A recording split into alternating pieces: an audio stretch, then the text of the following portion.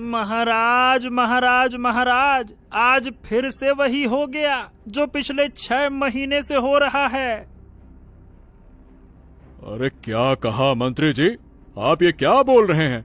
आपके ही कहने पर तो हमने वहाँ कई सैनिकों को रखा था, तो फिर ये कैसे हो गया?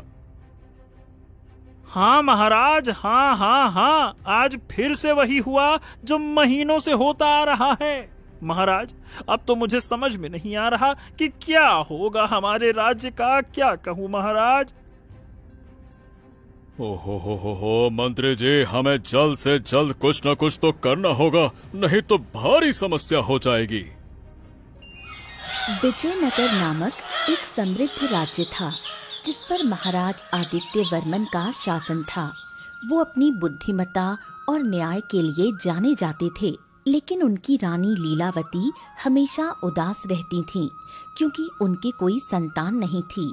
राज्य का मंत्री धूर्तकांत अपनी चालबाजियों के लिए कुख्यात था। गांव के लोग अपनी खेती बाड़ी से अपना पालन पोषण करते थे, लेकिन एक दिन राज्य में अजीबोगरीब घटनाएं घटने लगी। रात में महल से रहस्यमयी आवाजें आती और सुबह होते होते राजकोष से सोने के सिक्के गायब हो जाते। महाराज और मंत्री दोनों चिंतित थे। ओहो धूर्तकांत मंत्री जी, ये हो क्या रहा है? हमारे राज्य में पहले तो कभी इतनी अशांति ना दिखाई दी।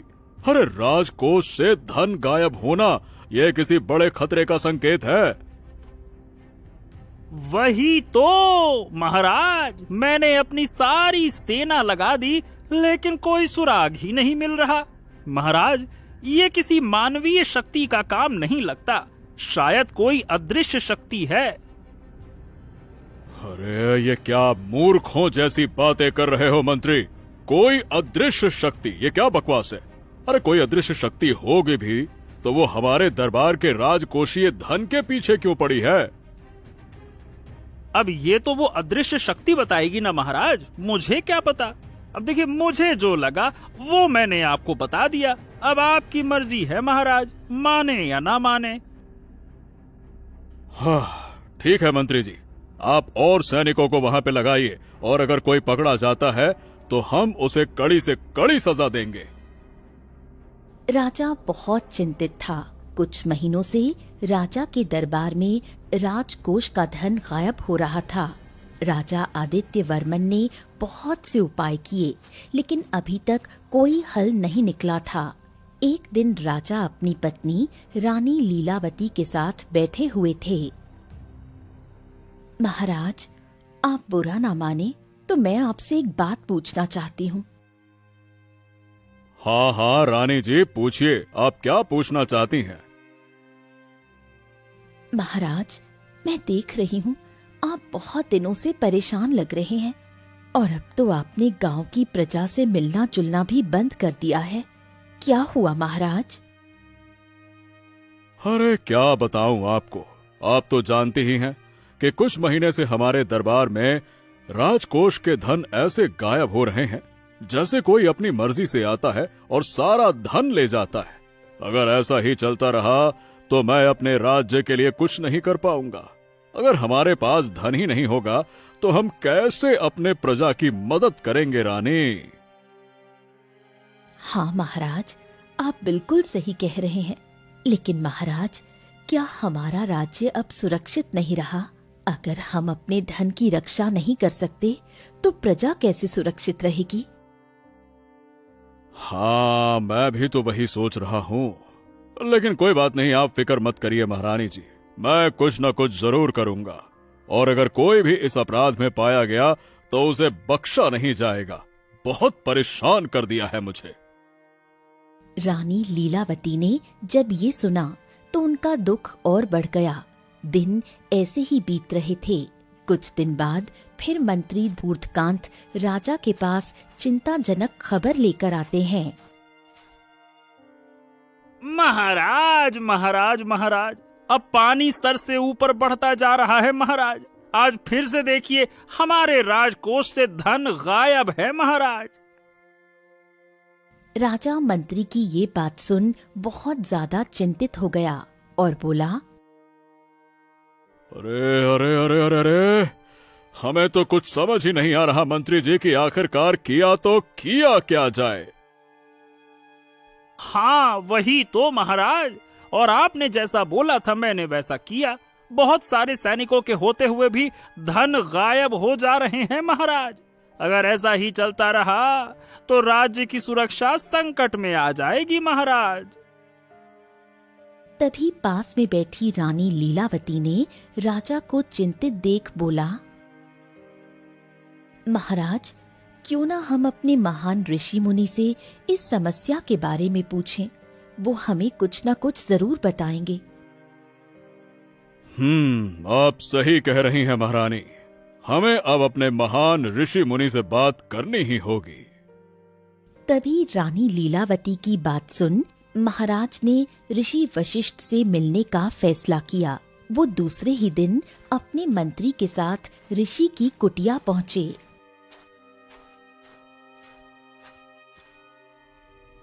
हे ऋषि श्रेष्ठ, हमारे राज्य पर भारी संकट आया है। राजकोष से दिन प्रतिदिन धन गायब हो रहा है और हम इसका कारण नहीं जान पा रहे हैं। कृपया करके हमारा मार्गदर्शन करें। राजा के इतना कहने पर ही ऋषि वशिष्ठ अपनी आंखें खोल उन्हें देखते हैं और फिर कुछ ध्यान करने लगते हैं, मानो कि वो धन के गायब होने का पता लगा रहे हों। और फिर वो बोले,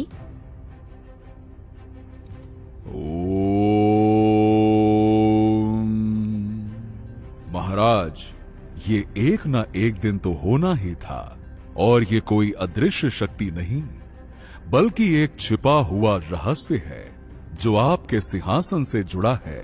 इसका संबंध एक पुरानी प्रतिज्ञा से है जिसे आपके पूर्वजों में से एक ने तोड़ा था। इस रहस्य को केवल एक शुद्ध हृदय वाला व्यक्ति ही सुलझा सकता है जो लालच से परे हो। लेकिन प्रभु, हम कैसे उस शुद्ध व्यक्ति का पता लगा सकते हैं? मेरा मतलब, हमें कैसे पता चलेगा कि कौन लालच से परे है? महाराज, ये तो समय आने पर आपको खुद ब खुद ही पता चल जाएगा।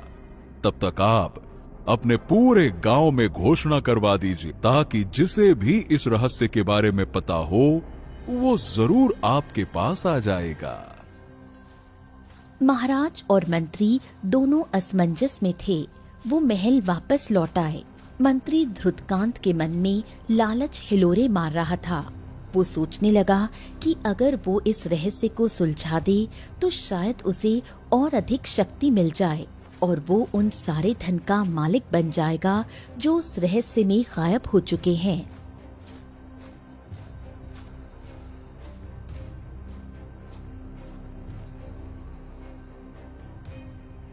अरे, मैं तुमको रोज रोज बोलकर थक गई हूँ। देखो, आज भी राशन खत्म होने वाला है। तुम इन खेतों को छोड़ सेठ के यहाँ क्यों नहीं जाते काम करने? अरे अरे अरे अरे गीता, आज तुम फिर से शुरू हो गई। अरे हमने तुमको बोला है ना, हमको अपना काम करने में मजा आता है। मैं खुद का मालिक हूँ। हाँ, अब वैसे भी अभी मौसम के चलते फसल अच्छी नहीं हो रही है। इसका मतलब ये थोड़ी ना है कि हम खेतों में काम करना ही बंद कर दें। कुछ भी कहती हो। अरे, जब तुम्हारे पास इतने पैसे नहीं हैं, तो क्यों लोगों की मदद करने जाते हो? पहले अपनी मदद तो कर लो। अरे गीता, हम सिर्फ जरूरतमंद लोगों की मदद करता हूँ ताकि उनका आशीर्वाद हमारे ऊपर बना रहे। और बात रही अपनी मदद करने की, तो ऊपर वाला कर ये रहा है ना। ऊपर वाला से बड़ा मददगार कौन होगा? देखना, हमको पूरा विश्वास है कि एक दिन हमें अपने काम का फल जरूर मिलेगा। हाँ, मैं भी देखती हूँ कौन सा चमत्कार होता है। और सुनो, खेतों में जाते वक्त रामू चाचा को बोलते हुए जाना कि मैंने उनके घर में पानी वाला घड़ा रख दिया था। अरे हाँ, ठीक है, चलो अब हम चलते हैं खेतों में। हाँ। रघु ये बोल घर से बाहर निकल जाता है। रघु गरीब था लेकिन दिल से बहुत अमीर। वो हमेशा गांव के जरूरतमंद लोगों की मदद करता। आज रघु खेतों में जाते वक्त रामू चाचा के घर के पास पहुंचा और गीता ने जो बोला था वो बोल दिया। उसी वक्त रामू चाचा ने रघु को बोला, अरे रघु, हमने सुना है कि महाराज आदित्य वर्मन के दरबार में राजकोष से धन गायब हो रहा है। हैं, ये क्या बोल रहे हो चाचा? ये तो बहुत बुरी खबर है। अरे वही तो, महाराज ने इस रहस्य को सुलझाने वाले व्यक्ति को बहुत सारे सोने के सिक्के इनाम में देने का वादा किया है। ये सुन रघु वहाँ से जाने लगता है। इसी बीच जब गांव में रघु अपने खेत में काम कर रहा था, तभी अपने खेत में काम करते हुए उसे एक चमकता हुआ सिक्का मिला। उसने उसे उठा लिया और सोचा कि ये किसी का खोया हुआ होगा। रघु को काम करते करते शाम हो गई और वो अपने घर की ओर निकल गया।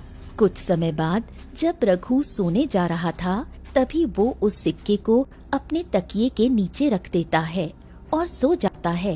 तभी कुछ समय बाद रात को जब रघु सो रहा था, उसे एक सपना आया। सपने में एक वृद्ध महिला प्रकट हुई और बोली, हे रघु, तुम एक सच्चे और ईमानदार व्यक्ति हो। राजकोष से गायब हो रहा धन सिंहासन के नीचे छिपी एक गुप्त सुरंग में जा रहा है। ये सुरंग एक प्राचीन जाल का हिस्सा है जो उन लोगों को दंडित करता है जिन्होंने सोने का गलत इस्तेमाल किया। केवल एक शुद्ध हृदय वाला व्यक्ति ही इस जाल को निष्क्रिय कर सकता है और उस प्रतिज्ञा को पूरा कर सकता है जो सदियों पहले टूटी थी।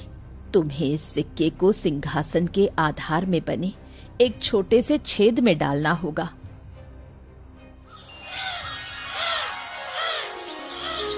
रघु सुबह उठा और हैरान था। उसे समझ में नहीं आ रहा था कि कल रात वो जो महिला उसके सपने में आई थी, वो सब एक सपना था या फिर कुछ और। तभी रघु ने उस सिक्के को लिया जो उसे कल खेतों में मिला था। उसी वक्त रघु के सामने उसकी पत्नी गीता आती है। अब कहाँ चल दिए? अब ये सिक्के को भी वापस करने का मन है क्या? अरे गीता, तुमको विश्वास नहीं होगा, कल रात हमने एक सपना देखा और हमारे उस सपने में इसी सिक्के का जिक्र था। हाँ। अरे सुबह सुबह और कुछ नहीं मिला क्या जो सिक्के और सपने का नाटक कर रहे हो? मुझे पता है तुम इस सिक्के को भी वापस करने जा रहे हो, जिसके ये सिक्के हमारे खेत में गिर गए होंगे। अरे हाँ हाँ, मैं तो ये सारे सिक्के वापस कर देता, लेकिन अभी नहीं। अभी हमको लगता है कि इसका एक काम करना बाकी है। हमको कहा लग रहा है गीता कि इस सिक्का ही है जो महाराज और हमारी समस्याओं का समाधान है। हाँ। रघु फिर गीता को और कुछ नहीं बताता। वो जानता था कि गीता लालच में आकर उससे वो सिक्के भी ले सकती है। तभी उसने कल रात के सपने को सच मान लिया। वो तुरंत महल की ओर चल पड़ा, लेकिन जैसे ही वो राजा आदित्य वर्मन के दरबार में पहुंचा, तभी महल के द्वार पर उसे रोक दिया गया। कौन हो तुम? किसान? और यहाँ क्या कर रहे हो? बिना महाराज की अनुमति के तुम अंदर नहीं जा सकते। अरे मुझे महाराज आदित्य वर्मन से मिलना है। हमारे पास राज्य के संकट का समाधान है। ये सुन एक सैनिक राजा के पास जाता है और राजा को बोलता है, महाराज की जय हो। महाराज, दरबार में एक गरीब किसान आया है जो एक रहस्य को सुलझाने का दावा कर रहा है।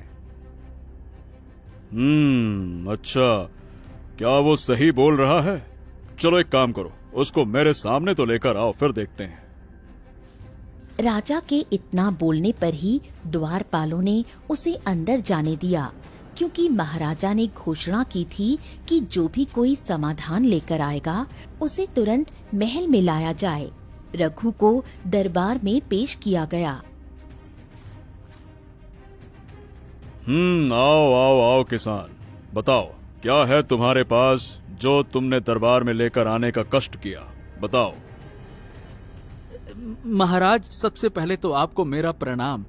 महाराज, बात यह है कि कल जब हम अपने खेतों में काम कर रहे थे ना, तभी हमको एक चांदी का सिक्का मिला।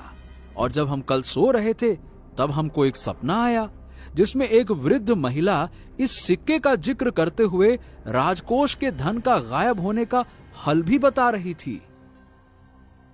अच्छा, क्या बात है, क्या बात है। तो दयालु किसान, क्या कहा उस वृद्ध महिला ने तुम्हारे सपने में?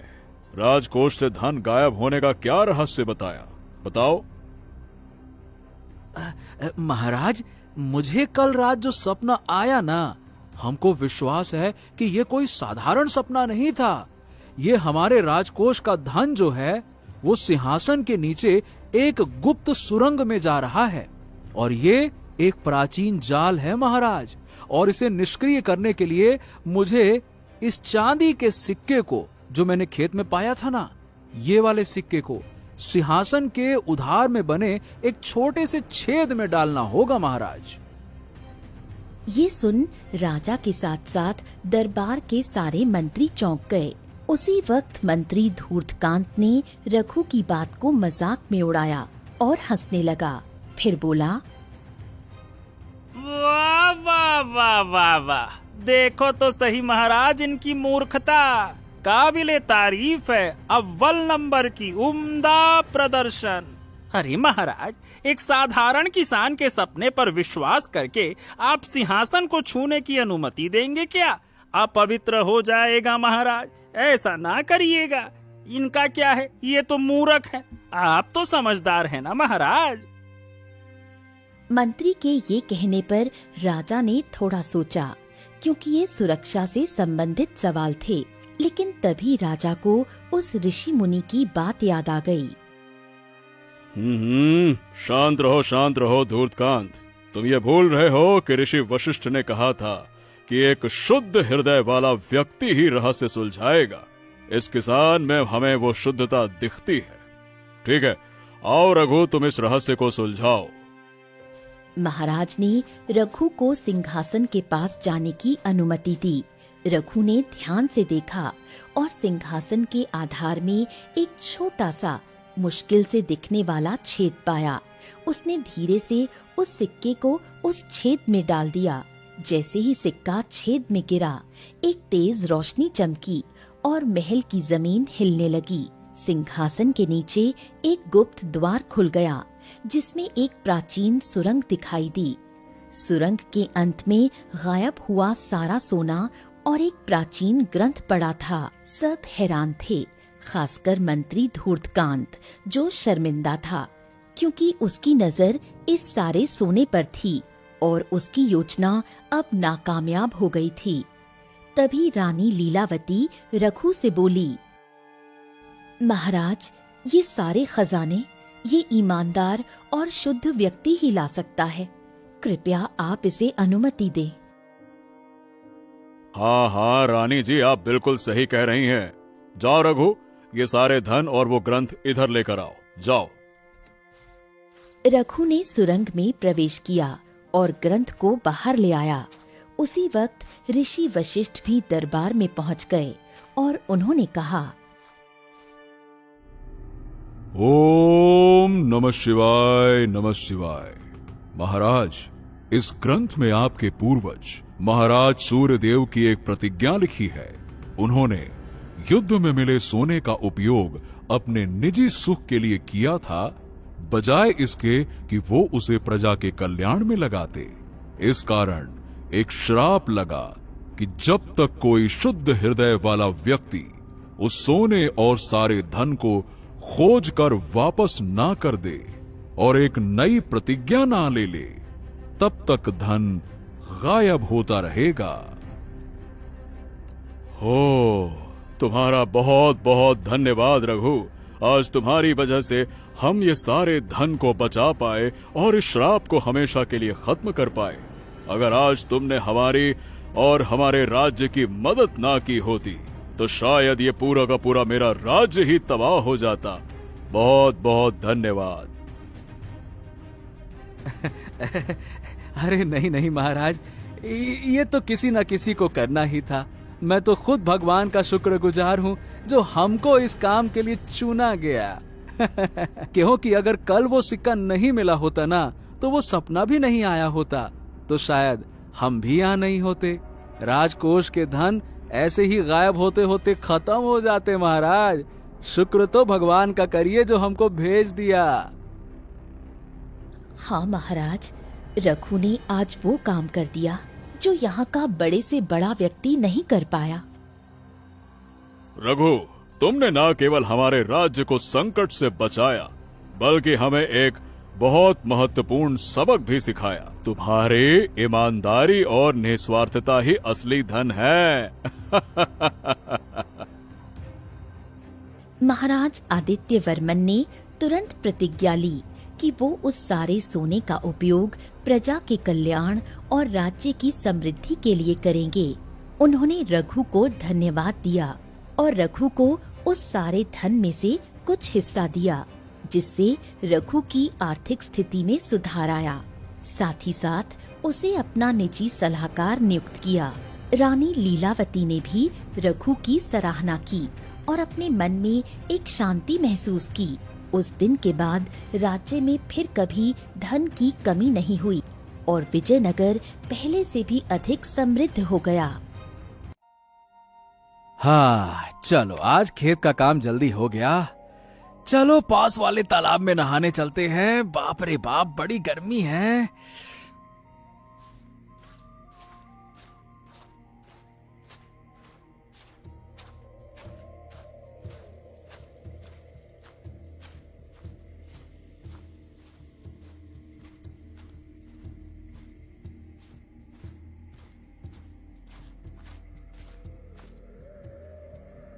हैं? ये क्या हो गया?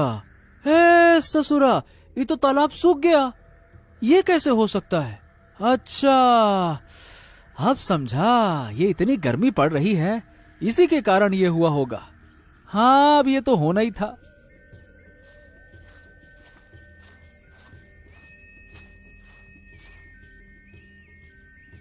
मुकेश भाई, ये यहाँ सूखे तालाब के पास क्या कर रहे हो? अरे भाई, ये तालाब कब सूख गया? मैं तो इसमें नहाने आया था। अरे भाई, 2 दिन की आग में ही ये तालाब सूख चुका है। और वो क्या है ना कि गर्मी इतनी पड़ रही है और कितने महीनों से तो बारिश भी नहीं हुई है। अब ये तालाब सूखेगा नहीं तो क्या होगा? हाँ भाई, तुम बोल तो सही रहे हो, लेकिन यार मतलब तालाब सूखने से हमारे खेतों में पानी नहीं जा पाएगा। हाँ भाई, ये बात तो है। इसीलिए मैं तो अपने कुएं से पानी लेकर अपने खेतों की सिंचाई करता हूँ, और वो भी न जाने कब तक करना होगा, क्योंकि ऐसी गर्मी पड़ रही है तो क्या पता मेरा कुआं भी सूख जाए। हाँ भाई, तुम बिल्कुल ठीक कह रहे हो। चलो भाई, अब चलते हैं। बाप रे बाप, बड़ी गर्मी लग रही है, नहाना भी नहीं हो पाया। ये है सूरजपुर गांव। ये गांव हरे भरे खेतों, फलों के बागों से घिरा हुआ था। गांव के लोग मेहनती और खुशहाल थे। वो सुबह से शाम तक अपने खेतों में काम करते और अपनी फसलों को उगाते थे। गांव में एक राजा राज करते थे, जिनका नाम सूर्यसेन था। राजा सूर्यसेन दयालु और अपनी प्रजा का बहुत ध्यान रखते थे। उनका एक चतुर और अनुभवी मंत्री था, जिसका नाम बुद्धि सागर था। महाराज, आपके आदेशानुसार मैंने बादलपुर गांव के राजा को पानी और अनाज की भारी कमी की समस्या के ऊपर जानकारी भिजवा दी है। अब बस उनके जवाब का इंतजार रहेगा। हाँ, लेकिन महामंत्री जी, वो सब तो ठीक है, पर मुझे क्या लग रहा है कि हमें अब अपने खजाने को खोलना ही पड़ेगा गांव में आई इस समस्या को सुलझाने के लिए। अरे नहीं महाराज, ऐसा नहीं होगा। आप चिंता मत कीजिए। बस एक बार बादलपुर के राजा का जवाब आ जाए तो हमारी मदद जरूर करेंगे वो। इस साल सूरजपुर पर एक बड़ी मुसीबत आ पड़ी थी। गर्मी अपने चरम पर थी। आसमान से आग बरस रही थी और धरती तप रही थी। महीनों से बारिश की एक बूंद भी नहीं गिरी थी। गांव के कुएं और तालाब सूख गए थे। नदियां भी सिकुड़कर पतली धारा बन गई थीं। मुकेश नाम का एक किसान भी इसी गांव में अपनी पत्नी गंगा के साथ रहता था। मुकेश एक परिश्रमी और ईमानदार व्यक्ति था। वो सुबह सूरज निकलने से पहले ही अपने खेत में चला जाता और देर शाम तक काम करता। उसकी पत्नी गंगा भी घर और खेत के कामों में उसका पूरा साथ देती थी। देखो मुकेश, अब कुएं में थोड़ा सा ही पानी बचा है, ये भी कब तक चलेगा? हाँ, क्या कहें गंगा, ऐसा लगता है कि धरती माता हमसे रूठ गई है। अरे हमारी सारी मेहनत मिट्टी में मिल गई। लेकिन मुकेश, गांव के और भी किसानों का यही हाल है। सब परेशान हैं। बच्चे प्यास से रो रहे हैं और जानवर बेहाल हैं। हाँ, अब क्या कहें गंगा, हमें तो कुछ समझ ही नहीं आ रहा। मैं तो मेहनत करने के लिए तैयार हूँ, लेकिन ये गर्मी देखिए, बिना बारिश के गर्मी, बाप रे बाप, सहन ही नहीं होती। क्या होगा भगवान।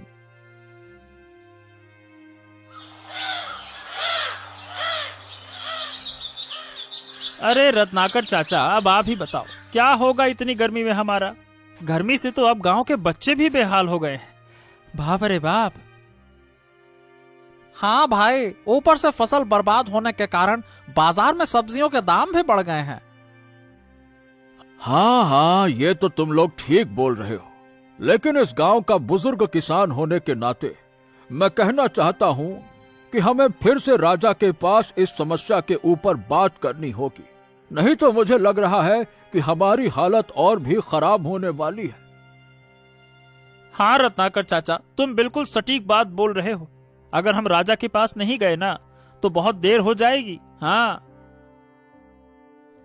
तो ठीक है चाचा, कुछ दिन और रुक जाते हैं, उसके बाद हम लोग खुद ही जाएंगे राजा के पास। क्यों, ठीक है ना? धीरे धीरे गांव के किसानों की हालत और खराब होती गई। गर्मी और सूखे के कारण कई लोग बीमार पड़ने लगे, पशु मरने लगे और खेतों में दरारें पड़ने लगी। गांव में मातम का माहौल छा गया। एक दिन गांव के कुछ बुजुर्ग और कुछ किसान के साथ साथ मुकेश भी राजा सूर्यसेन के पास अपनी परेशानी लेकर गए। वो राजा के दरबार में हाथ जोड़कर खड़े। गांव के किसान सबसे ज्यादा पानी की समस्या से परेशान है महाराज। हाँ, ये सब सुनने के बाद राजा अपने महामंत्री की तरफ देख बोलते हैं, मंत्री जी, आप देख रहे हैं ना कि हमारे गांव में कितना बड़ा संकट आया है। मेरी प्रजा पानी की एक एक बूंद के लिए तरस रही है। अब हमें कुछ करना होगा, कोई ऐसा उपाय ढूंढना होगा जिससे इस सूखे की समस्या को हल किया जा सके। महाराज, बहुत खोजने के बाद मुझे एक बात पता चली है। इस गांव के बाहरी इलाके में पहाड़ों के पीछे एक रहस्यमयी पहर है। वहां पर कई सिद्ध और ज्ञानी ऋषि मुनि तपस्या करते हैं। शायद उनमें से किसी के पास कोई ऐसा उपाय हो जिससे हमें इस संकट से मुक्ति मिल सके। क्या बात कर रहे हो, सच में? हो, तो फिर हमें तुरंत वहां किसी को भेजना चाहिए। सुनिए, तो जो भी जंगल से होते हुए उस पहाड़ में जाकर किसी ऋषि मुनि से बात करके गांव के लिए पानी लाने का कोई उपाय या कोई जादुई वस्तु लेकर आएगा, मैं उसे बहुत सारा धन और सम्मान दूंगा। लेकिन महाराज, वहां जाना इतना भी आसान नहीं है, क्योंकि उस पहाड़ का रास्ता बहुत कठिनाइयों से भरा हुआ है। जंगल के रास्ते से होकर जाना होता है और वहां खतरनाक खतरनाक जंगली जानवर होते हैं महाराज। हाँ, ये बात आपकी ठीक है। अब हमारे पास इसके अलावा कोई उपाय भी तो नहीं है मंत्री जी। इसीलिए हमें गांव के सबसे बहादुर और निडर व्यक्ति की जरूरत है जो उस पहाड़ पर ऋषि मुनि से बात करे। राजा ने तुरंत पूरे गांव में ये घोषणा करवाई कि जो भी व्यक्ति पहाड़ों के उस रहस्यमयी पहर में जाकर किसी ऋषि मुनि से मिलकर गांव के लिए कोई जादुई वस्तु या पानी लाने का उपाय खोज कर लाएगा, उसे राजा की ओर से ढेर सारा इनाम दिया जाएगा। गांव के कई साहसी युवक राजा की घोषणा सुनकर उस पहर की ओर जाने के लिए तैयार हुए। लेकिन वो पहर बहुत खतरनाक माना जाता था। घने जंगल, ऊंचे पहाड़ और जंगली जानवरों के डर से बहुत कम लोग ही वहां जाने की हिम्मत कर पाते थे। लेकिन जैसे ही मुकेश ने जब राजा की घोषणा सुनी, अगर मैं उस पहर में जाकर किसी ऋषि मुनि से मिलकर कोई उपाय ला सकूं, तो ये तो मेरे गांव और मेरे लोगों के लिए बड़ा अच्छा होगा, उनकी जान बच जाएगी। हाँ ठीक है, चलो मैं चलता हूं उन महान ऋषि मुनि से मिलने। तभी मुकेश अपनी पत्नी गंगा को सारा कुछ बताने पहुंच जाता है। गंगा, मैंने राजा की घोषणा सुनी है। मैं उस पहर में जाकर किसी ऋषि मुनि से मिलने और गांव के पानी का कोई उपाय ढूंढने का सोच रहा हूं। क्या तुम ये क्या कह रहे हो? वो पहर बहुत खतरनाक है। वहां जंगली जानवर और अनजान खतरे हैं। मैं तुम्हें अकेले वहां नहीं जाने दूंगी। अब गंगा देखो, मैं जानता हूं कि तुम्हें मेरी चिंता होगी, लेकिन मुझे यह भी पता है कि हमारे गांव के लोग किस हाल में हैं। देखा है ना, बच्चों की प्यासी आंखें मुझसे देखी नहीं जाती। अगर मैं कोशिश ना करूं तो भी मैं कभी खुद को माफ नहीं कर पाऊंगा, और मुझे विश्वास है कि ईश्वर मेरी मदद करेंगे। मैं तुम्हें नहीं रोकूंगी, लेकिन अपना ख्याल रखना और जल्द ही लौट आना।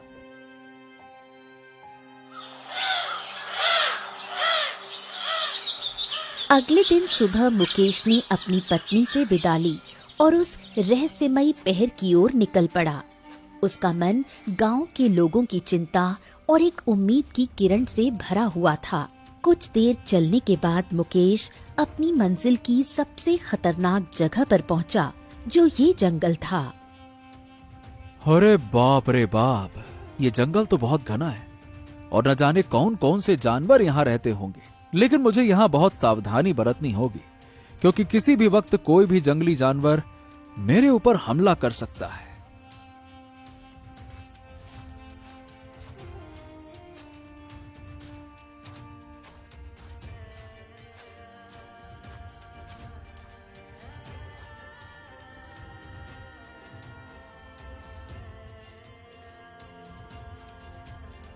हाँ, चलो यहाँ थोड़ी देर आराम कर लेता हूँ। बहुत तेज प्यास भी लगी है, लेकिन मेरे पास अभी तो थोड़ा सा ही पानी है। ठीक है, मैं काम चला लूंगा इतने पानी में ही।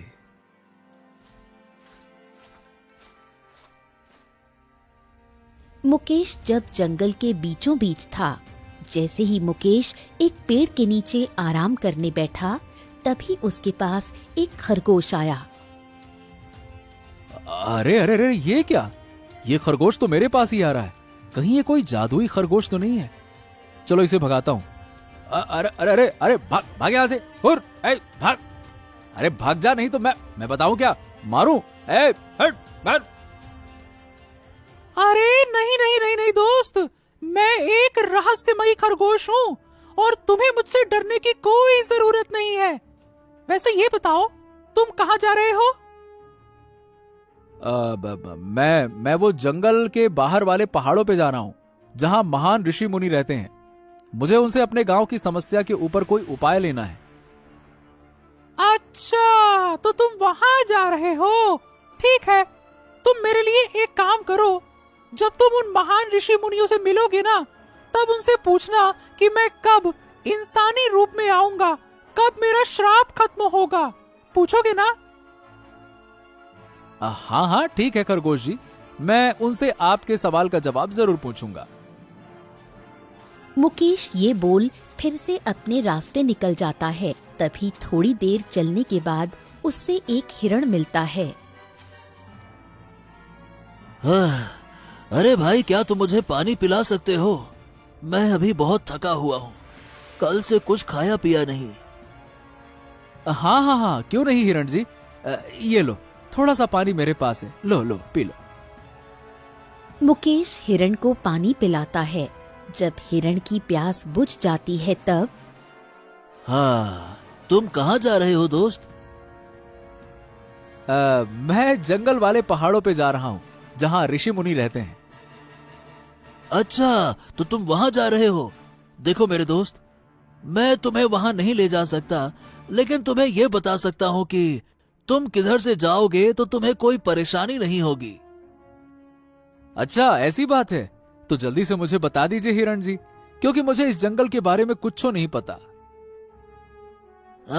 देखो दोस्त, तुम इस रास्ते से जाओ, क्योंकि दूसरा वाला रास्ता तुम्हारे लिए ठीक नहीं। वहां खतरनाक जीव रहते हैं। हाँ, सब मेरे जैसे नहीं होते ना जंगल में। जाओ जाओ। मुकेश के पास जो थोड़ा सा पानी था वो तो खत्म हो गया, लेकिन बदले में उसे पहाड़ों तक पहुंचने का सही रास्ता मिल गया था। और अब मुकेश थोड़ा खुश होकर जल्दी जल्दी वहां जाने लगा।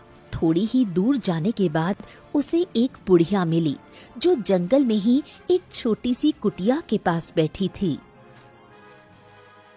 अरे बूढ़ी माँ, आप यहाँ जंगल में अकेले क्यों बैठी हैं? बेटा, मैं यहीं रहती हूँ, लेकिन तुम कौन हो और कहाँ जा रहे हो? मुकेश बुढ़िया को सारी बातें बताता है और तब बुढ़िया बोलती है, बेटा, तुम जब उन महर्षि मुनि से मिलो तो मेरे एक प्रश्न का जवाब पूछते आना कि मेरा ये पेड़ कुछ सालों से फल नहीं दे रहा, तो क्या करने पर ये पेड़ फिर से पहले की तरह फल देने लगेगा? ठीक है बूढ़ी माँ, मैं आपके सवालों का जवाब जरूर पूछूंगा। ये बोल अब मुकेश फिर अपनी मंजिल की तरफ निकल जाता है और अब कई मुश्किलों का सामना करके जंगली जानवरों की दहाड़ सुनकर डरते हुए अंत में वो उस पहर में पहुंचा जहां ऋषि मुनियों के आश्रम बने हुए थे। उसने एक शांत और पवित्र स्थान देखा जहां एक वृद्ध ऋषि अपनी कुटिया के बाहर बैठे ध्यान कर रहे थे। मुकेश धीरे धीरे उनके पास गया और उन्हें प्रणाम किया। हे महान ऋषि, मैं सूरजपुर गांव से आया हूं। हमारे गांव पर सूखे का बहुत बड़ा संकट आया है। लोग और जानवर प्यास से मर रहे हैं। कृपया हमारी मदद करें। क्या आपके पास कोई ऐसा उपाय है जिससे हमारे गांव को पानी मिल सके? ऋषि ने अपनी आंखें खोली और मुकेश की ओर देखा। उनकी आंखें शांत और करुणामयी थीं। उन्होंने मुकेश की दुख भरी कहानी सुनी और कुछ देर तक विचार किया। हे वत्स, मैं तुम्हारी पीड़ा समझ सकता हूँ। प्रकृति का प्रकोप कभी कभी ऐसा ही होता है, लेकिन तुम एक साहसी और बहादुर व्यक्ति हो, इसीलिए मैं तुम्हें एक जादुई मटका दूंगा। इस मटके में हमेशा पानी भरा रहेगा। तुम इसे अपने गांव ले जाओ और इसका पानी सभी लोगों और जानवरों को पिलाओ। लेकिन याद रखना, इस मटके का पानी कभी भी व्यर्थ नहीं करना। ऋषि ने अपनी कुटिया के अंदर से एक छोटा सा मिट्टी का मटका निकाला। वो देखने में साधारण लग रहा था, लेकिन उसमें एक अद्भुत शक्ति छिपी हुई थी। ऋषि ने वो मटका मुकेश को दिया। हे महान ऋषि, आपका बहुत बहुत धन्यवाद। आपने हमारे गांव पर बहुत बड़ा उपकार किया। लेकिन मुझे आपसे 2 सवालों का जवाब चाहिए। पहला ये कि जो रास्ते में मुझे एक खरगोश मिला था, उसका श्राप कब खत्म होगा और कब वो इंसानी रूप में वापस आएगा? और दूसरा, मुझे बूढ़ी माँ मिली थी, उनका वो पेड़ कब उन्हें फल देना चालू करेगा? बिल्कुल बालक, देखो, तुम उस खरगोश से बोलना कि जब उसे कोई लोभ रहित व्यक्ति स्पर्श करेगा तब वो अपने इंसानी रूप में वापस आएगा। और वो बूढ़ी जब अपने पेड़ से फल की चिंता ना करते हुए उसे रोज मन से पानी देगी और उसकी देखभाल करेगी, तब उसका वो पेड़ खुद ब खुद फल देने लगेगा। मुकेश ने ऋषि से सारे प्रश्नों के जवाब लिए, उन्हें बार बार प्रणाम किया और उस जादुई मटके को लेकर खुशी खुशी अपने गांव की ओर रवाना हुआ। थोड़ी देर बाद जब वो जंगल में आया तो उसे वही बुढ़िया मिली। बेटा, क्या तुम मेरे प्रश्न का जवाब ले आए? हाँ बूढ़ी माँ, मैंने महान ऋषि से आपके बारे में पूछा तो उन्होंने कहा कि आपको अपने पेड़ से फल की चिंता ना करते हुए उसे रोज पानी और उसकी देखभाल करनी है। ये पेड़ आपको एक दिन जरूर फल देगा। बस यही कहा उन्होंने। ये सुन बुढ़िया खुश हो गई और मुकेश अपने मटके के साथ गांव की तरफ चला गया। जैसे ही वो गांव पहुंचने वाला था, वहां उसे वो खरगोश मिला। दोस्त, क्या तुम मेरे सवाल का जवाब ले आए? हाँ दोस्त, महान ऋषि ने बोला है कि जब तुम्हें कोई लोभ रहित व्यक्ति स्पर्श करेगा ना, तो तुम खुद ब खुद इंसानी रूप में आ जाओगे। अच्छा, तो दोस्त तुम ही एक बार मुझे स्पर्श करो ना। मैंने तुम जैसा व्यक्ति आज तक नहीं देखा। हाँ। तभी मुकेश उस खरगोश को छूता है। मुकेश के छूते ही वो खरगोश एक इंसानी रूप में आ जाता है। ये व्यक्ति मुकेश को धन्यवाद बोल वहाँ से चला जाता है और मुकेश भी अपने गांव की तरफ निकल जाता है। बहुत मुश्किल सफर के बाद मुकेश आखिरकार अपने गांव सूरजपुर वापस पहुंचा। गांव के लोग उसे देखकर बहुत खुश हुए। वो बेसब्री से ये जानने के लिए उत्सुक थे कि वो क्या लेकर आया है। अरे मुकेश भाई, ये बताओ, क्या तुम्हें सूखे से बचने का कोई उपाय मिला? क्या वहाँ वो महान ऋषि मुनियों ने कुछ उपाय बताया? हाँ, मैंने उन महान ऋषि मुनियों से बात की और उन्होंने मुझे ये जादुई मटका दिया और कहा कि इस मटके के पानी को कभी भी व्यर्थ मत करना। इस मटके से पानी कभी खत्म नहीं होगा। मुकेश की बातों पर लोगों को विश्वास नहीं हो रहा था। एक छोटा सा मिट्टी का मटका कैसे पूरे गांव की प्यास बुझा सकता है। मुकेश ने मटके का ढक्कन खोला और उसमें से पानी निकला। सभी आश्चर्यचकित रह गए जब उन्होंने देखा कि मटके में पानी खत्म ही नहीं हो रहा था। वो जितना पानी निकालता, मटका उतना ही पानी से भरा रहता। अरे वाह भैया वाह, ये तो सच में जादुई मटका निकला। वाह वाह वाह वाह मुकेश, तुमने तो कमाल कर दिया भैया, कमाल कर दिया। गांव के लोगों की खुशी का ठिकाना नहीं रहा। उन्होंने मुकेश का धन्यवाद किया और उस जादुई मटके से पानी लेकर अपनी प्यास बुझाई। सूखे खेतों में फिर से हरियाली लौटने लगी। कुएं और तालाब फिर से पानी से भर गए। जब राजा सूर्यसेन को इस जादुई मटके के बारे में पता चला तो वो भी बहुत प्रसन्न हुए। उन्होंने मुकेश को दरबार में बुलाया और उसका भव्य स्वागत किया। हाँ मुकेश, तुमने वाकई में एक अद्भुत काम किया। तुमने अपनी हिम्मत और चतुराई से हमारे गांव को सूखे के संकट से बचाया है। हम तुम्हें तुम्हारा इनाम अवश्य देंगे।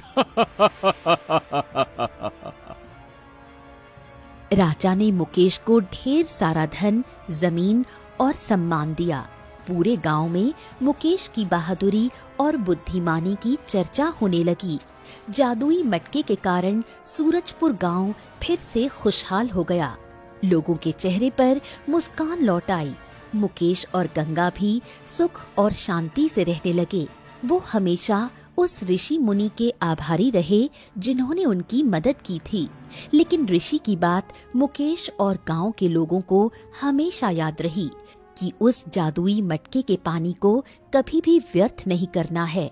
उन्होंने हमेशा उस पानी का सावधानी से उपयोग किया और कभी भी उसे बर्बाद नहीं किया।